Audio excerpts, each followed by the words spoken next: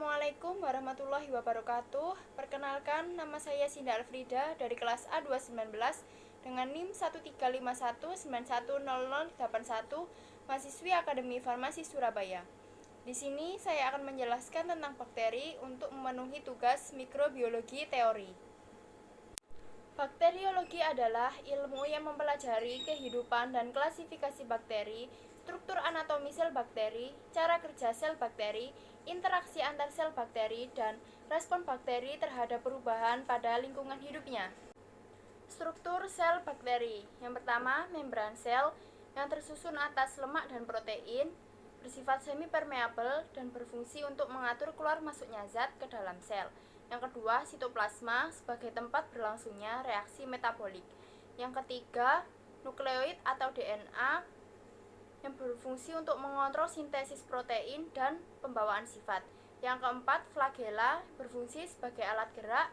Yang kelima, ribosom yang tersusun atas protein dan DNA berfungsi sebagai tempat sintesis protein. Yang keenam, ada dinding sel. Perbedaan sel eukariot dan sel prokariot. Struktur sel eukariot lebih kompleks daripada sel prokariot. Sel prokariot tidak memiliki membran inti, contohnya bakteri. Sedangkan sel eukariot memiliki membran inti, contohnya amoeba, jamur, alga, manusia, hewan, dan tumbuhan. Pada kondisi lingkungan yang tidak menguntungkan, suhu yang ekstrim, maka sel bakteri akan membentuk endospora, misalnya pada bakteri Clostridium dan Bacillus. Ukuran bakteri adalah mikroskopis, artinya hanya dapat dilihat menggunakan mikroskop. Ukuran bakteri rata-rata berdiameter 1,25 mikrometer. Bakteri terkecil adalah Dialister pneumosintes dengan ukuran 0,15 sampai 0,30 mikrometer. Bakteri terbesar adalah Spirillum voluntans dengan ukuran 13 sampai 15 mikrometer. Bentuk bakteri ada 3. Yang pertama, bentuk basil atau batang dibedakan menjadi 3, antara lain 1. Monobasil adalah bakteri yang hanya berbentuk satu batang tunggal, contohnya Salmonella typhosa dan Escherichia coli. Yang kedua, ada diplobasil adalah bakteri berbentuk batang yang bergandengan dua-dua. Selanjutnya yang ketiga ada Streptobasil adalah bakteri berbentuk batang yang bergandengan memanjang membentuk rantai, contohnya Bacillus anthracis. Yang kedua adalah bentuk bakteri kokus atau bulat, dibedakan menjadi 6, antara lain 1. Monococcus adalah bakteri berbentuk bola tunggal, contohnya Monococcus gonorrhoeae. Yang kedua, Diplococcus adalah bakteri berbentuk bola yang bergandengan dua-dua, contohnya Diplococcus pneumoniae. Yang ketiga, Staphylococcus adalah bakteri berbentuk bola yang berkoloni seperti buah anggur. Yang keempat, Streptococcus adalah bakteri berbentuk bola yang memanjang berbentuk rantai. Yang kelima, Sargina adalah bakteri berbentuk bola yang berkelompok 4-4 membentuk bidang ruang kubus. Yang keenam, Tetracoccus adalah bakteri berbentuk bola yang berkelompok 4-4 membentuk bidang datar. Yang ketiga, bentuk bakteri Spirilia. Ada 3 macam. Yang pertama, spiral adalah bakteri yang bentuknya spiral, contohnya Spirillum. Yang kedua, Vibrio adalah bakteri berbentuk koma atau bentuk spiral tak sempurna, contohnya Vibrio cholerae.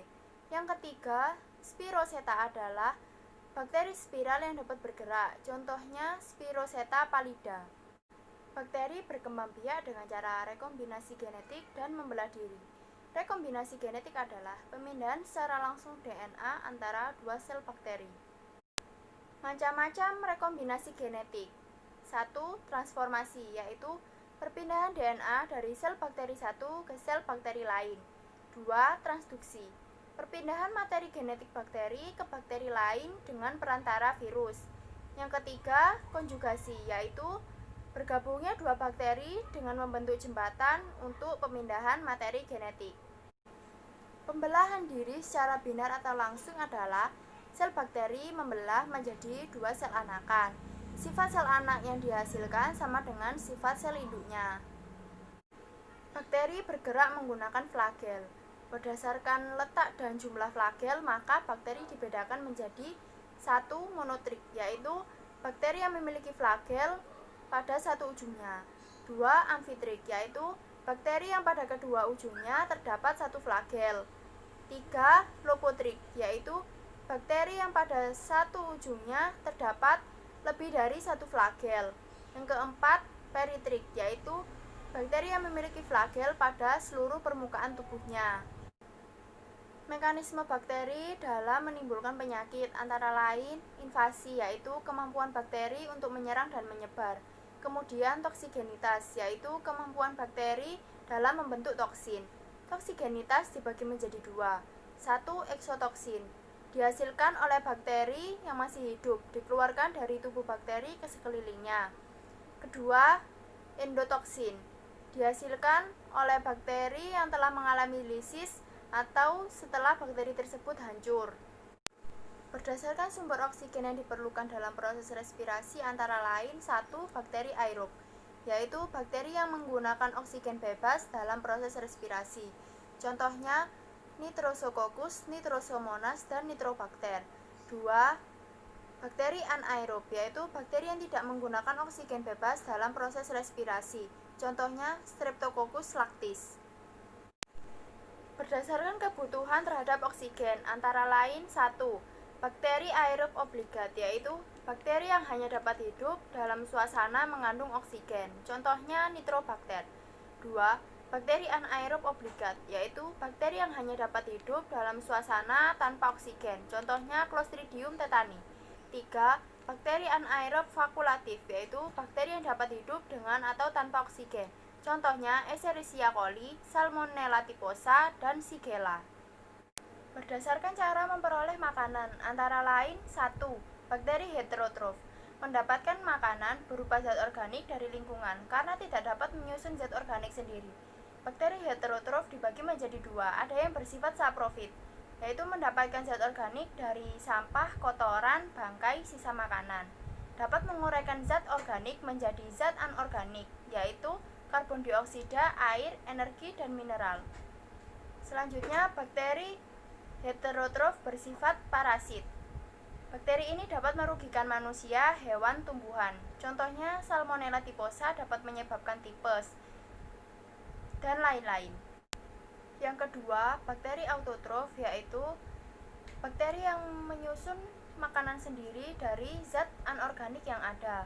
Dibedakan menjadi 2 golongan. Yang pertama, bakteri fotoautotrof, bakteri yang memanfaatkan cahaya sebagai energi untuk mengubah zat anorganik menjadi zat organik melalui proses fotosintesis. Contohnya bakteri hijau dan bakteri ungu.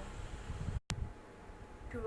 Bakteri kemoautotrof, menggunakan energi kimia yang diperoleh saat terjadi perombakan zat kimia dari molekul yang kompleks menjadi molekul yang sederhana dengan melepaskan hidrogen.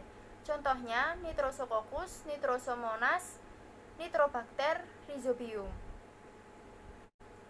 Sekian penjelasan yang dapat saya sampaikan. Mohon maaf apabila ada salah kata. Wassalamualaikum warahmatullahi wabarakatuh.